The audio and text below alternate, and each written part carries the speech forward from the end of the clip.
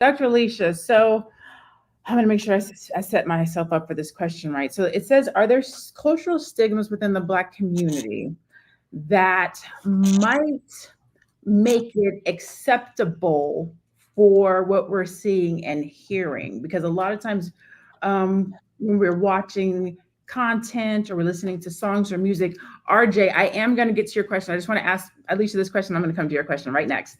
Um, we're watching, we're listening, we're hearing. And then when we have a conversation like this, sometimes you hear somebody say, let people do what they want to do. The younger generation used to do it. The N word is R word. It's okay if I want to call somebody B.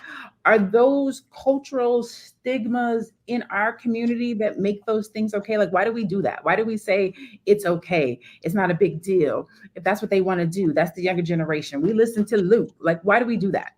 Or what is that? Okay, yeah. Let me put a pin in that question real quick, because that video with Future, I mean, he felt really guilty. I want to comment on that because he really felt guilty, and I wonder what he's doing about it.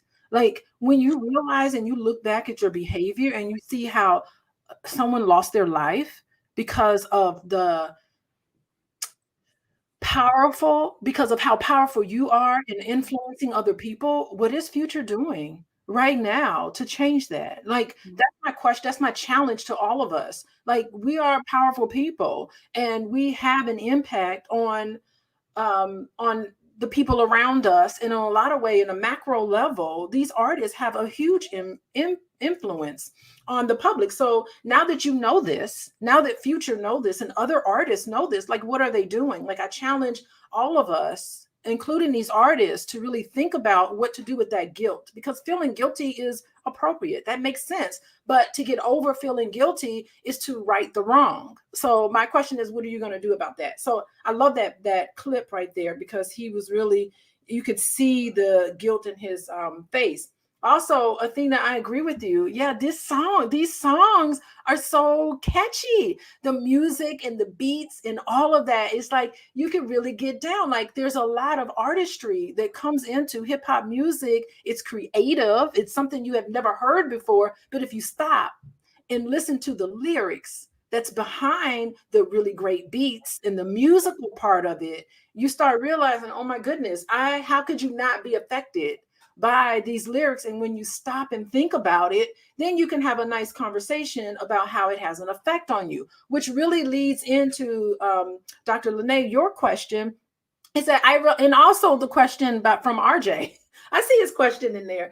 Like, with my children, I'm realistic. I understand that I cannot cut them off from society, right? I can put limits on what the type of information they consume, but I am realistic in knowing that I can't stop them from listening to it. So if I see my children, any one of my children, listening to lyrics that is incongruent with our values, I have a conversation with them about it. I say, what do you think about what that person just said? And I'll stop. It's a teachable moment for me and for them to be able to say, okay, what do you think about that? Like, tell me what you think. And if parents have that conversation with our children, that's how you fight it, because it's not going to have an impact on your subconscious mind if you are consciously, on a conscious level, thinking about your thinking, thinking about what's coming into you. And if you have a conversation with teenagers and all consumers of this music, they will tell you, they will say, I think that's really terrible.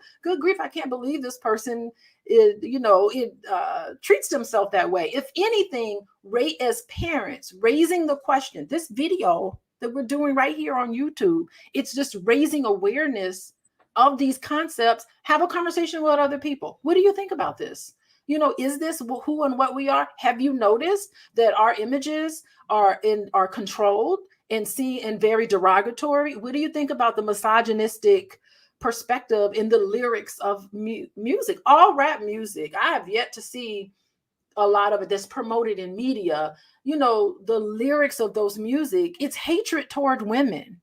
I mean, it really is. And internalized misogyny is what we see. A lot of rap artists, female rap artists, just have this sort of hatred that you are just this one note. And having these types of conversations is how we combat all of this cultural stigma that you're talking about.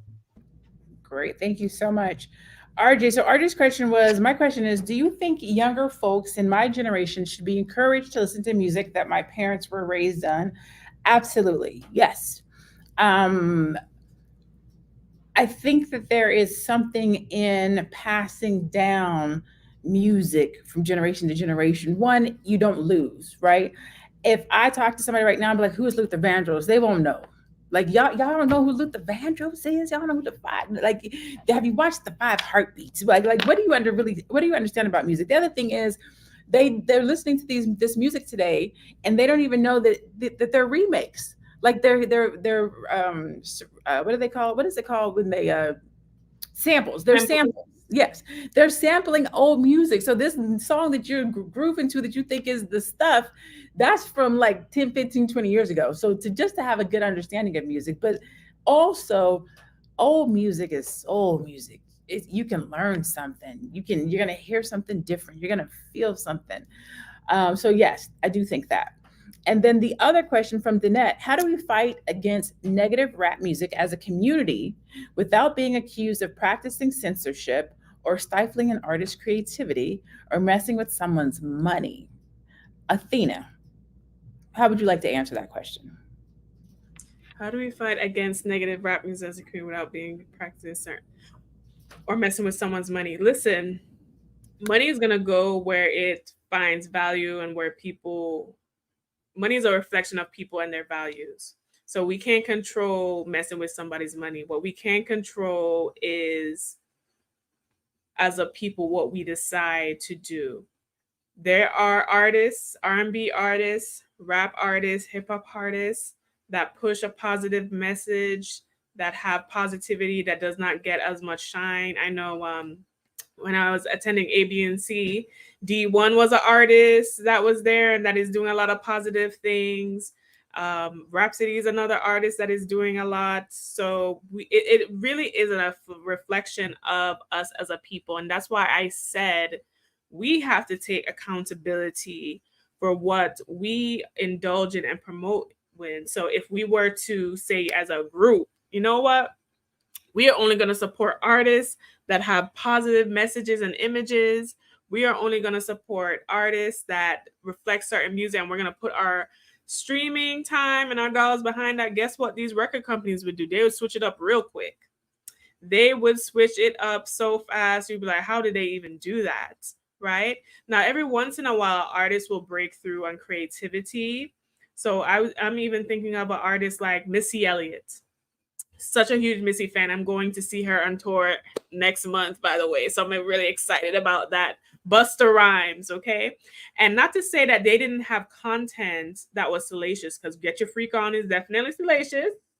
1 Minute Man is definitely salacious, but it was not on the level of the, intense, graphic, sexual nature that we have now. What I do miss about hip hop is more so when what things were implied or innuendo.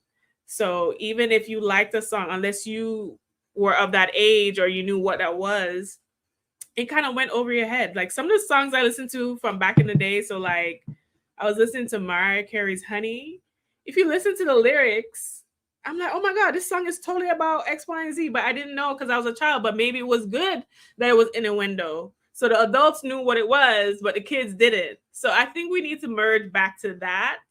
And I think we need to put our focus and attention on artists that we support as a community. But like I said, this issue is a community issue, and we have a hard time galvanizing behind anything. So until we galvanize in that way, we'll continue to be oppressed.